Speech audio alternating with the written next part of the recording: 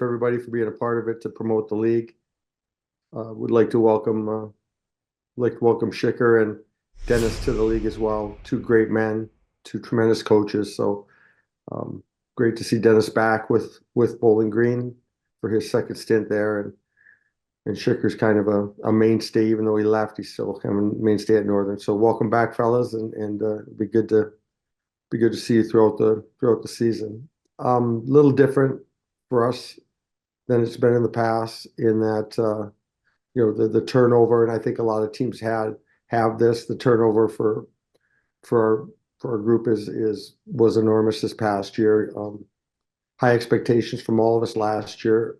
It was hard to see our way through the end of that. I think we were picked to win the league last year and never won a game for the first month.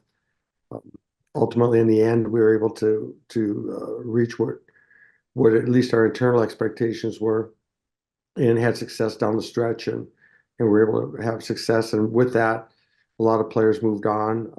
Had some major exits, a couple of major exits in the transfer portal, which creates more opportunity and more openings within our group. So we have a lot of young players that I think are going to get, obviously we get a lot of ice time. We like the work ethic. We like the commitment level right now. I think every coach kind of says the same thing. We're excited to see what some of these guys can do, how they can grow. I heard Bobby Daniels talking. He was how with that big turnover comes a freshness of being able to, work on some things within the group that might have been habits in the past. That we can try to work our way out of with a new group initially. It's kind of like the few years ago when we had the Brian Hallinans, the Trenton Blisses, Messiaks, all those guys, Sawyer. That group came in as freshmen and kind of took the team over. I don't think we're at that stage yet with this young group, but I do think that they're going to be highly impactful in whatever successes we have this year. And then obviously we return a few key players. We have to find players to play with them. We return Gordo, who will be he'll do a tremendous job for us this year. He always does. High compete level, high commitment level to his craft. Finding him the right combination to play. Max Koskapirity looks like he's ready to take a big step for us this year. What will be our limiting factor is our lack of upper class within the lineup that has proven in the past that they can impact. We have a lot of freshmen. We have a lot of sophomores, Chase Piatla, Gordo, that are really talented hockey players, but they're still sophomores and freshmen, and did a little bit in the portal. We still dabble a little bit in the portal, trying to find that right mix. It's been a hit and miss for us over the years, but we've done, again, a little bit of experimentation with that to try to patch some holes. But I think we kind of fill in our group as best as we can, much as Garrett does with his squad. Is we're trying to do it from within as much as we can, and develop it and fill holes with Portland instead of trying to build our team around it. So we're excited to get going, to start playing some games. We like the group. The group is extremely hardworking. They seem to not be able to put enough time in, which is a pleasant, a pleasant environment to be around. Enjoyable. I think the culture around the locker room is really enjoyable, and we all like coming to the rink every day. And that's the start of how we can put things together. But for us, it's always a work in progress. This time of year, I guess I might be a little different than others because I have to, until we get on the ice and get in the corners and see what happens. It's hard for me to tell where we need to go completely, and once we do that, then we start putting it together, getting things figured out a little bit more, and being able to work more with individuals and less with just the entire group. Thanks, Coach. Starting things off is Dave Ellis. Hi, Coach. Dave Ellis from TV6 and Fox UP in Marquette. Hi, Dave. As Jordy Murray and Tyler Shalas keep getting more experience and you keep giving them more responsibility, what's that freeing you up to do when they can take away some of the things off of your plate? Yeah, I don't think that changes that much, Dave. And we just added Ray Bryce, a former player, as well as our as our third assistant. He just yesterday was his first day on with us. So we kind of, we don't really, I don't really assign roles. We don't have a set recruiter. We don't have I like them running practice. I like them running drills within practice. We all, we get together and make sure that there's different voices being heard all the time as far as the way we teach. Everybody has, obviously has their strengths, and but what I do like is I think our coaches have done a really good job of getting into recruiting the areas that we need to recruit and bringing in talented players for us. I think our recruiting has improved in a big way over the last couple of years. When you look at the likes of Max Cuskapier, world junior performer last year, we feel that Elias Janssen will be on the Finnish world junior team this year. This kid has a chance to be a special hockey player. He's got strength, size, strength, poise with the puck. Right now, it's just a matter of, as many young players in our league, it's just a matter of getting minutes and learning and adjusting. But he seems to have the mentality that he doesn't get stuck in the moment. He knows that it's just a part of the process towards development. So I to answer your question, it doesn't change. We just kind of keep doing what we do, and we get together and we kind of do things as a group. So it's not like I'm pawning things off to them or freeing up time to do anything extra. We kind of do everything collectively as it is. Right. Hey, Coach, Trent Singer with the Rink Live. Hey, Coach. Obviously, the big question here is, having to replace a guy like Blake Pietila, and I'm curious as a coaching staff how you guys are going about that. Has there been a guy who has emerged as kind of that go-to guy, or will these first few weeks in non-conference play sort of be that determining factor of who goes forward when conference play does come? Well, I think we have that's the obvious question. When you have a player of you don't replace them to start with, and I think that's the obvious answer that would be expected. There'll be opportunity for we picked up a goaltender in the transfer portal, Derek Mulhaley from Harvard, and then we also have Max Varanen, who's been kind of sitting in the wings and working hard at his craft to be ready for the opportunity. He was expected to be the goaltender for us last year until a late decision was made by Blake to come back. So you don't replace him. We'll see as it goes. Right now, I mean, it'll be a two-person position for someone to emerge. I expect that both of them will get considerable amount of ice time, especially in the first half of the year until someone emerges. But if someone has a strong performance immediately, and we might back it up with a second. But I don't think right now we will want to keep somebody on the bench for too long without giving them some ice time, just really until we are quite firm on where we're at that position. Dave, back to you. Coach, we all know that you've got a very Scandinavian feel to the roster now. How has that changed the way that you're playing the game and approaching it? Well, I'm learning different languages. I think that's by necessity, and it doesn't change. We're going into areas that I think are familiar with the way that we play anyway. And like Dennis Williams said, hockey's hockey. Once we get through the language barrier on that, and figure out methods of teaching, which a lot of it's by everybody's so visual.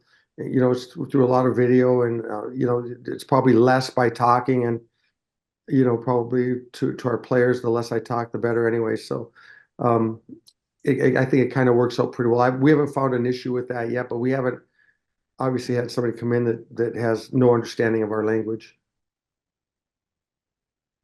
Kevin McNulty. Hey, Joe, good to hear from you again. Okay. Just thinking about last season, winless in October, you guys playing from behind and obviously have a lot of success towards the end of the year. How do you avoid that this time around, especially with the 2 home series to start out? Well, it's never planned. It wasn't expected last year, especially coming out. We had a lot of issues going on last year that we had to get through. And again, the group that we had, I've never had a group that, I've had a couple that are in that class, but they're up in the upper class echelon of the character, with when you got Arvid and the Pirlas and, Tyrone Bronte. You can go down the list on the players that we had within that room that held everything together for us, and again saw the light at the end of the tunnel. So um, you just try to get as much as you can. That's the concern, I think, from a lot of us within the league this year. It's certainly got to be the concern for Bobby Daniels. Teams such as that, when you don't have a ton of returners back, which we don't, um, it's a matter of there's the excitement of the freshness to be able to work on some of the details you could. Like I thought we were terrible for the last couple of years, a terrible zone entry team, both offensively and defensively. And I thought we had some areas of our game where, guys that weren't necessarily tremendously offensively gifted players tried to be that way.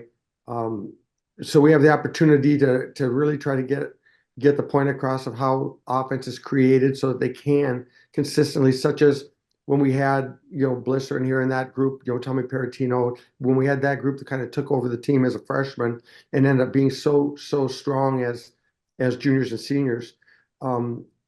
They can buy in, but not only that, they can sell it. They have some years here to develop, and they're not at the point where they're trying to make their career in 1 year and trying to cheat the game. And I think that's part of what went into last year, is that, a lot of players trying to play for contracts and things like that, that the game kind of got away from them early. And then it gets to the point where it's, you hit kind of a bottom, and then you grow from there. And then there's a receptiveness of, okay, how can I be effective? How can I be good? I want to be good.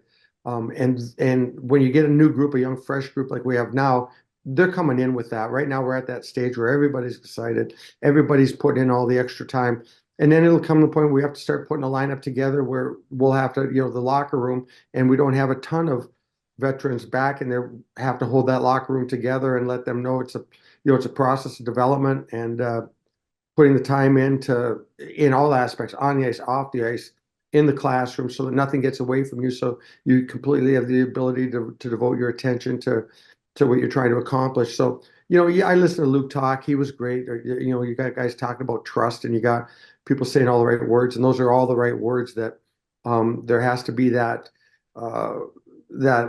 innate culture within your group, that you're not working against each other, that you're working with each other to try to reach an accomplishment. So we'll do what we can to get out of the gate as early as we can. But that's why I'm excited about, like, an Elias Jansen, that he seems to have that pro mentality, like a Rentke and Les Pro, guys we've had in the past, that, Matty Roy, that they're not in the moment. So I think if he doesn't get out of the gate in a real big way, he'll figure it out by the time it comes around, and he'll continue to grow as the year went on.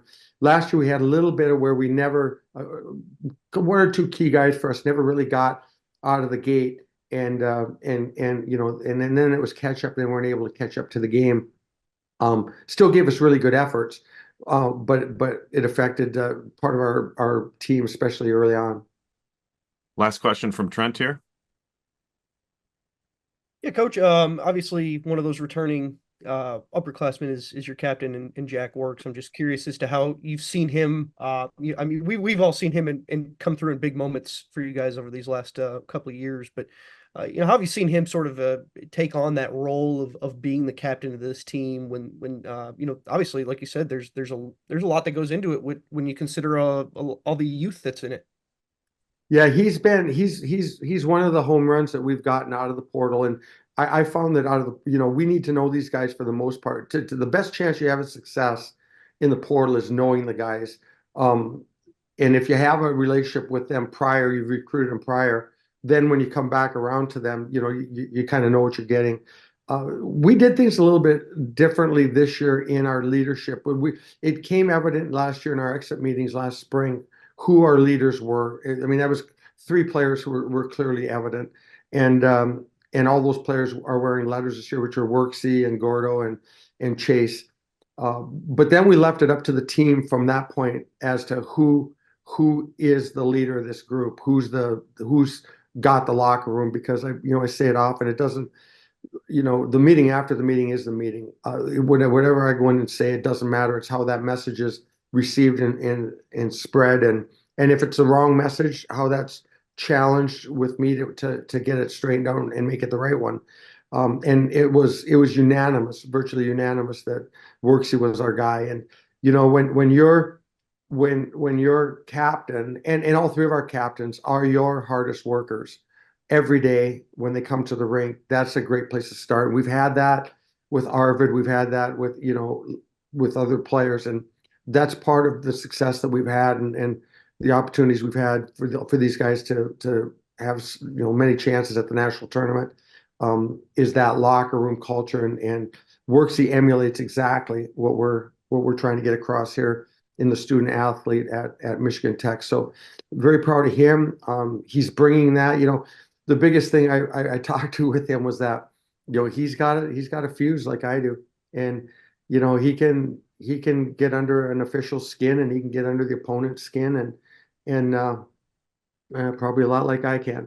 And so what the talk we had is, you know, I've really been trying to be pretty non-vocal, especially with officials and things like that. And he's going to have to be the same way, because we don't want to always be sending our assistant captains out to talk to the referees. And he said, yeah, I've been thinking about that. I know what you're saying. So, brings a high compete level, and this will really help in his overall maturity as a person and I don't think it's going to change his game at all. It's only going to help his game.